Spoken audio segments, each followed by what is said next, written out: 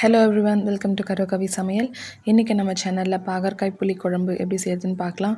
பாகற்காய் சொன்னாலே நிறைய பேருக்கு ஐயோ கசக்குமே அப்படின்றது மட்டும்தான் தோணும். இந்த மாதிரி ட்ரை பண்ணி பாருங்கள், ரொம்ப பிடிக்கும். கண்டிப்பாக நெக்ஸ்ட் அடிக்கடி செஞ்சு சாப்பிட்டு பார்ப்பீங்க. கண்டிப்பாக ட்ரை பண்ணுங்கள், எல்லாருக்குமே ரொம்ப பிடிச்ச ரெசிபி இது. என்னோடய ஃப்ரெண்டோட ரெசிபி கலை செல்வி. இந்த டைமில் அவங்களுக்கு நான் தேங்க்ஸ் சொல்லிக்கிறேன். அவங்கக்கிட்டேருந்து கற்றுக்கிட்ட ரெசிபி உங்களுக்கும் ஷேர் பண்ணுறேன். அதுக்கு ஒரு கடாயில் கொஞ்சமாக நல்லெண்ணெய் சேர்த்துக்கோங்க. இன்னும் நல்லா காஞ்சதும் கொஞ்சமாக மிளகு, கொஞ்சமாக சீரகம், இதை கொஞ்சம் நல்லா பொரிஞ்சதும் இந்த ரெசிபி நம்ம எல்லாம் வறுத்து தான் அரைக்க போகிறோம். நான் ஒரு 6 காஞ்ச மிளகாய் சேர்த்துக்கிறேன். ஒரு 2லேருந்து 3 ஸ்பூன் அளவுக்கு தனியாக சேர்த்துக்கிறேன். காஞ்ச மிளகாய் விட தனியாக நிறைய இருக்கும், மாதிரி பார்த்துக்கோங்க. உங்கள் காரத்துக்கு ஏற்ப நீங்கள் கூட்டவோ குறைக்கவோ செஞ்சுக்கோங்க. இதில் நான் ஒரு 10 பல் பூண்டு சேர்த்துக்கிறேன். ஒரு 20லேருந்து 25 சின்ன வெங்காயம் சேர்த்துக்கிறேன். சின்ன வெங்காயம் சேர்த்து செஞ்சு பாருங்கள், கண்டிப்பாக என்னோடய டேஸ்ட் கொஞ்சம் எக்ஸ்ட்ரா அதிகமாக இருக்கும். எல்லாத்தையும் வதக்கிட்டு டிரான்ஸ்பரண்ட் ஆகிற அளவுக்கு வதக்கினா போதும். தக்காளி பழம் ஒரு 2 தக்காளி, கொஞ்சம் மீடியம் சைஸ் தக்காளி 2 சேர்த்துக்கிறேன். கொஞ்சமாக கொத்தமல்லி, எல்லாத்தையுமே கொஞ்சம் நல்லா நம்ம வதக்கி அரைக்க போகிறோன்றதுனால ரஃபாக சாப் பண்ணி சேர்த்துக்கோங்க. கொத்தமல்லி சேர்த்து செஞ்சு பாருங்கள், சூப்பராக இருக்கும். இந்த டைமில் நீங்கள் தேங்காய் சேர்த்துக்கலாம்.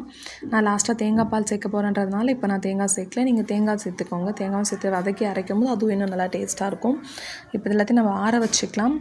ஆற வச்சுட்டு அப்புறமா தான் அரைக்க போகிறோம். அதுக்குள்ளே நம்ம பாகற்காயை வேக வச்சுக்கலாம். அதுக்கு இதே கடாயில் இன்னும் ஒரு 2 ஸ்பூன் நல்லெண்ணெய் சேர்த்துக்கிறேன். நல்லெண்ணெய் காஞ்சதும் கொஞ்சமாக கடுகு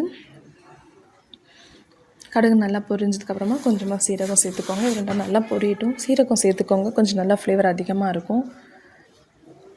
இந்த சமயத்தில் நான் ஒரு முழு பூண்டு உரிச்சு எடுத்து வச்சுருக்கிறேன். பூண்டு நிறைய சேர்க்கும் போது நல்லா ஃப்ளேவர் நல்லாயிருக்கும். கண்டிப்பாக ட்ரை பண்ணுங்கள். அப்புறமா ஒரு 8லேருந்து ஒரு 10 சின்ன வெங்காயம் சேர்த்துக்கிறேன்.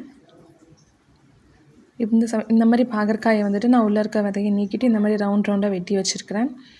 இது ரொம்ப கசப்பான பாகற்காய், ஆனால் ரொம்ப டேஸ்ட்டாக இருந்துச்சு. கண்டிப்பாக ட்ரை பண்ணுங்கள். கொஞ்சமாக கருவேப்பிலை சேர்த்துக்கோங்க. இப்போ அதில் நம்ம வெட்டி வச்சுருக்க பாகற்காயை சேர்த்துட்டு ஒரு 3 நிமிஷம் எண்ணெயில் நல்லா வதக்கிக்கலாம். ஒரு 2-3 நிமிஷம் நல்லா வதக்கும் போது இன்னும் கொஞ்சம் நல்லாயிருக்கும். இப்போ இந்த ரெசிபிக்கு தேவையான அளவுக்கு கொஞ்சமாக உப்புத்தூள், கொஞ்சமாக மஞ்சள் தூள் சேர்த்துக்கோங்க.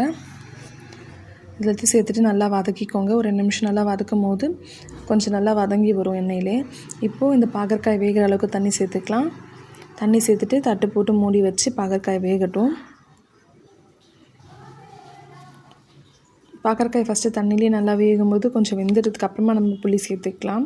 ஸோ அதனால் தட்டு போட்டு மூடி வச்சுக்கோங்க, வேகட்டும். அதுக்குள்ளே நம்ம இதை மசாலா அரைச்சிக்கலாம். எல்லாத்தையும் மிக்ஸி ஜாரில் மாற்றிட்டு நல்லா சாஃப்டாக அரைச்சி எடுத்துக்கோங்க.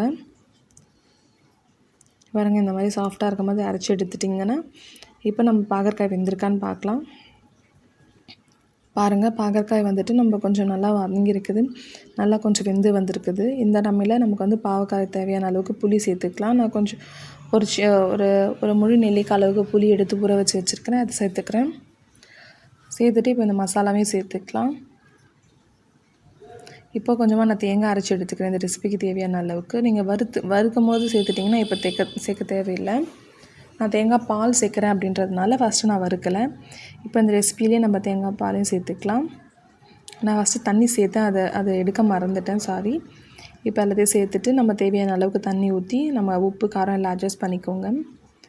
பாருங்கள், உங்களுக்கு எந்த அளவுக்கு கன்சிஸ்டன்சி வேணுமோ அந்த அளவுக்கு தண்ணி சேர்த்துக்கோங்க. இப்போ எண்ணெய் நல்லா பிரிஞ்சு வந்துருச்சு. பாகற்காயிலையும் நல்லா புளிப்பு உரைச்சிருச்சு.